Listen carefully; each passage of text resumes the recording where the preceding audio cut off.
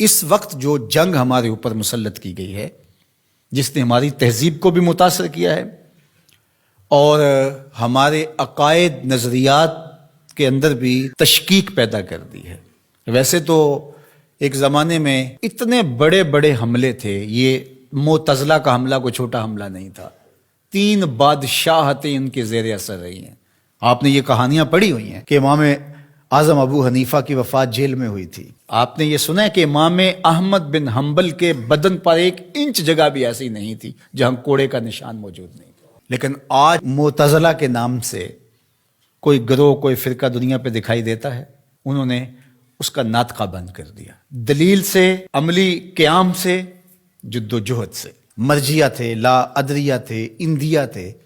اب آپ کو یہ غیر مانوس لفظ لگ رہے ہوں گے، کیا قدریہ، کیا جبریہ، کیا معتزلہ۔ ایک زمانے میں ان کا طوطی بولتا تھا، باطنیوں کا طوطی بولتا تھا، کرامتا کا طوطی بولتا تھا۔ یہ اتنے غالب آگے تھے کرامتی کہ طاہر کرامتی نے کعبۃ اللہ سے حجر اسود کو نکال لیا اور کئی سال تک کعبۃ اللہ بغیر حجر اسود کے رہا۔ لیکن وہ زمانہ تھا کہ پھر بھی لوگوں نے قربانیاں دی، لوگوں نے علمی محاکمے کیے، علماء نے تدبیریں کی، سلاطین اسلام کھڑے ہوئے اور مقابلہ کر کے اسلام کی اس قوت رفتہ کو بحال کیا۔ اس وقت جو سب سے بڑا حملہ ہمارے اوپر ہے وہ لادینیت کا حملہ ہے، الحاد جدید کا حملہ ہے۔ اس وقت دنیا کی لادین قوتیں الکفر ملت واحدہ کی شکل کے اندر کھربوں روپے خرچ کر رہے ہیں کہ مسلمانوں کو کافر تو نہیں بنایا جا سکتا، لیکن ان کو تشکیک میں مبتلا کر دیا جائے، ان کو مسلمان بھی نہ رہنے دیا جائے،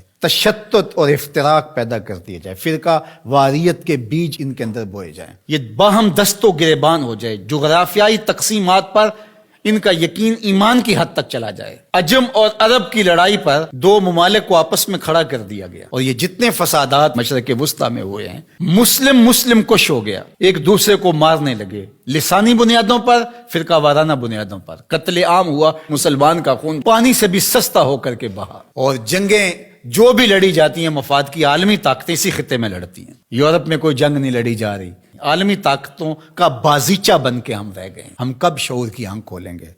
کب ہم بالغ ہوں گے؟ کب بڑے ہوں گے؟ اور اس وقت الحاد جدید کا فتنہ جو ہے وہ سر چڑھ کے بول رہا ہے، اور ان کا سب سے بڑا واد اقلیت پسندی کا نعرہ لگاتے ہیں کہ جو چیز ہے جی اس کو عقل ہی نہیں مانتی تو ہم کس طرح تسلیم کریں۔ اور اس میں سب سے بڑا حملہ جو ہے ان کا معجزے پر ہے، جو کہتے ہیں کہ معجزہ جو ہے یہ نہیں ہوتا، وہی پر حملہ ہے، کیونکہ یہ بنیادوں کو ڈھا دیا جائے گا تو عمارت خود بخود گر جائے گی نیچے۔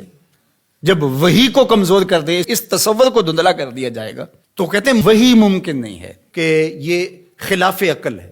دنیا کی کتنی چیزیں ہیں جو انسانی عقل میں ابھی تک نہیں آئیں۔ آج سائنس اور ٹیکنالوجی کی سلطنت ہے پوری دنیا کے اوپر، اور اس کے ذریعے سے آپ کہتے ہیں جی بس آج تو جو تجربات کی روشنی میں چیز حاصل ہوگی اسی کو مانیں گے، اور اس کے علاوہ جو سمجھدار ہے، پڑھا لکھا شخص ہے، دانشور ہے، وہ کس طرح اس کو مان سکتا ہے جو عقل انسانی میں یہ چیز نہیں آتی ہے؟ جبکہ یہ خود ہی مانتے ہیں کہ انسانی عقل ابھی تک 5% یا 6% استعمال ہوئی ہے، باقی 94-95% انسانی عقل سے بھی اتنا کام نہیں لیا گیا، ابھی سپیر پڑی ہوئی ہے۔ اور وہ دعویٰ کر رہا ہے پیغمبروں پر ہونے والی وحی پر اور وہ معجزات پر۔ اللہ اکبر! جبکہ بہت ساری ایسی چیزیں ہیں جو معجزات کی دنیا کی مسلمہ ہیں اور انسانی تاریخ اس کا انکار نہیں کرتی، جس میں حضرت عیسیٰ علیہ السلام کی بغیر باپ کے ولادت ہے، اور آج دنیا کے لوگ اس بات کو مانتے ہیں۔ اب مجھے بتایا جائے کیا عقل انسانی اس کو قبول کرتی ہے؟ لیکن دنیا مان رہی ہے۔ فرعون کی باڈی کے بارے میں سورہ یونس کے اندر اللہ تعالیٰ نے ارشاد فرمایا کہ ہم نے اس کی لاش کو لوگوں کی عبرت کے لیے باقی رکھا ہوا ہے۔ اگر فرعون کی لاش نہ ملتی تو آج یہ لوگ اچھل رہے ہوتے کہ کیسے ہو سکتا ہے، یہ قرآن نے ویسے ہی کہہ دیا۔ اس پہ شور و غل، یہ 2 نمبر جعلی دانشور، وہ کہتے عقلیت تسلیم نہیں کرتی، عقل نہیں مانتی، لہٰذا ہم نہیں مانتے کہ فرعون کی باڈی محفوظ ہوگی۔ پانی میں کس طرح محفوظ رہ سکتی ہے؟ مچھلیاں نوچ نوچ کے کھا گئی ہوں گی اس کو۔ یہ کٹھ ملا، یہ پرانے لوگ یہ کیا کہانیاں بیان کر رہے ہیں؟ کیسے ہو سکتا ہے؟ قرآن کے نزول سے 2000 سال پہلے کا واقعہ تھا، اور پھر نزول کے بعد 1250-1300 سال تک یہ سلسلہ باقی رہا۔ تشکک، عقلیت پسندی کے بخیوں جڑ کے رکھ دیتی ہیں یہ چیزیں اگر غور کیا جائے۔ تو کہتے ہیں کہ یہ ممکن نہیں ہے. تو معراج کے واقعہ کا انکار بھی اس لیے کیا جاتا ہے. معجزہ ایک زندہ حقیقت ہے، اور میرے اور آپ کے آقا و مولا کا سب سے بڑا معجزہ قرآن ہے، اور دوسرا بڑا معجزہ جو میرے حضور کو دیا گیا وہ معجزہ معراج ہے. اب عقل انسانی مانتی ہے یا نہیں مانتی ہے، لیکن میرے حضور وہاں سے ہو کر آئے ہیں جہاں کسی کا تصور بھی نہیں آ سکتا.